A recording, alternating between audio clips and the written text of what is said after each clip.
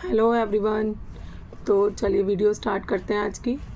आज मैं आपको एक क्लास 10th का चैप्टर एक्सप्लेन करूंगी। इसमें हमारी यूनिट आती है एक अलजेब्रा। ये टोटल 20 मार्क्स की यूनिट है और इसका एक चैप्टर है पॉलिनोमियल्स। आज हम उसके बारे में थोड़ा सा पढ़ेंगे। पॉलिनोमियल होता क्या है? सबसे पहले कोई भी एक हमारा एक्सप्रेशन जो इस फॉर्म में होगा a0 plus a1x plus a2x² a up to an x की पावर n, वो एक पॉलिनोमियल कहलाएगा। इसका क्या मतलब है? यहाँ पर a0 a1 a2 constant terms हैं और an 0 नहीं हो सकता। क्यों? क्योंकि अगर an 0 हो गया तो ये हमारी पहली टर्म 0 हो जाएगी और ये सब आगे के 0 होते चले जाएंगे। और इसमें ये x1 x² x³ ये हैं x वेरिएबल्स, जहाँ पर हमारी जो x की जो पावर है वो नॉन नेगेटिव होनी चाहिए, मतलब ये पॉजिटिव होंगी हमेशा। इसके बाद हमारे पास आते हैं टाइप्स ऑफ पॉलिनोमियल्स और उसकी डिग्री। टाइप्स ऑफ पॉलिनोमियल में सबसे पहले हमारे पास आता है लीनियर पॉलिनोमियल। लीनियर पॉलिनोमियल क्या होता है? एक ऐसा पॉलिनोमियल जिसकी डिग्री 1 होती है। अब डिग्री 1 का क्या मतलब है? जिसमें x की जो हाईएस्ट पावर है वो 1 होगी, लाइक 2x माइनस 3, ये एक पॉलिनोमियल होगा ऑफ डिग्री 1 और इसमें x की पावर हमारी क्या है? 1, तो हम इसको बोलेंगे लीनियर पॉलिनोमियल। इसमें हमारे पास कितनी टर्म्स हैं? 2 टर्म्स हैं, एक 2x और एक 3। नेक्स्ट एग्जाम्पल है हमारा 7/2x। यहाँ पर भी x की पावर क्या है?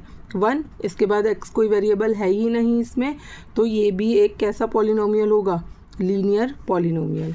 थर्ड एग्जाम्पल मैंने लिया है x + 1/3।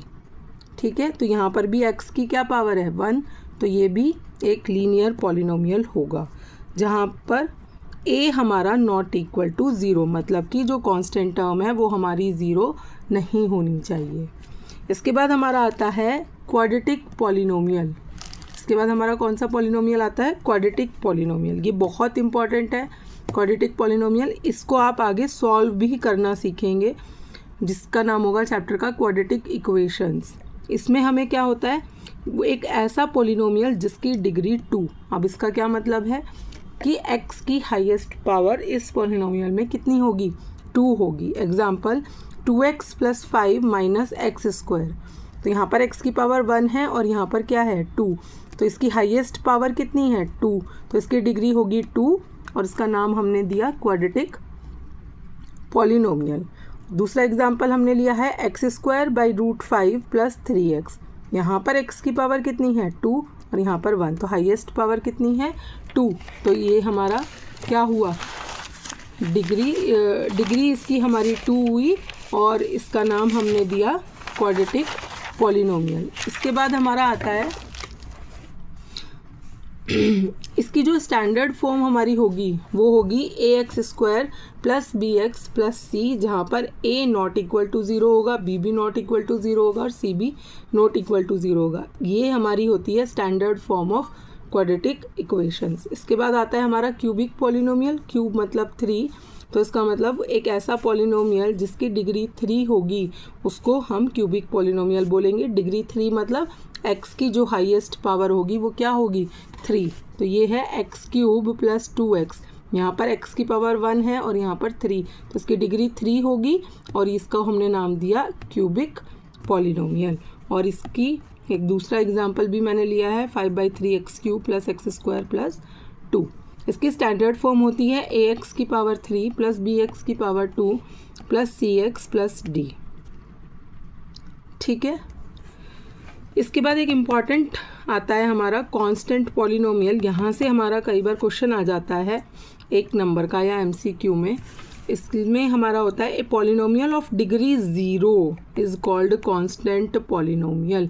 अब डिग्री 0 का क्या मतलब है?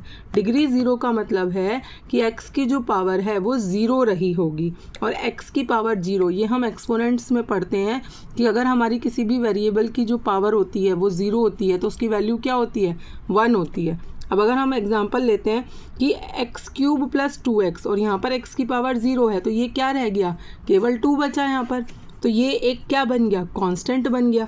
तो ऐसे पॉलिनोमियल को हम बोलते हैं कांस्टेंट पॉलिनोमियल, लाइक 2 - 3 - 7 या 7 या 5। यहाँ पर हम इसको 2 को क्या लिख सकते हैं, 2x की पावर 0 भी लिख सकते हैं। क्यों लिख सकते हैं, क्योंकि x की पावर 0 = 1 होता है और 2 × 1 2। तो ये तो एक कांस्टेंट नंबर आ गया। तो ऐसे पॉलिनोमियल को हम क्या कहते हैं, कांस्टेंट पॉलिनोमियल।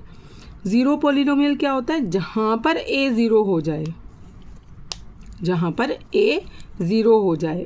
तो इसका मतलब वो क्या होगा, px की वैल्यू ही 0 हो जाएगी। तो degree of zero polynomial is not defined, और हमारी हमेशा डिग्री ऑफ ज़ीरो पॉलिनोमियल हम कभी भी डिफ़ाइन नहीं कर सकते। क्यों, क्योंकि जब a ही 0 है तो अगर हम x के साथ कोई भी कांस्टेंट वैल्यू रखेंगे तो वो तो 0 हो जाएगी, उसको तो हम डिफ़ाइन कर ही नहीं सकते। तो आई होप आपको ये समझ आया होगा। एक छोटा सा टॉपिक मैंने इसका कवर किया है। कल हम इसकी ज़ीरोज़ ऑफ पॉलिनोमियल पढ़ेंगे। और अगर आपको मेरी वीडियो पसंद आ रही है तो आप प्लीज़ मेरी वीडियो को लाइक भी कर सकते हैं और सब्सक्राइब भी कर सकते हैं। Thank you everyone, bye bye.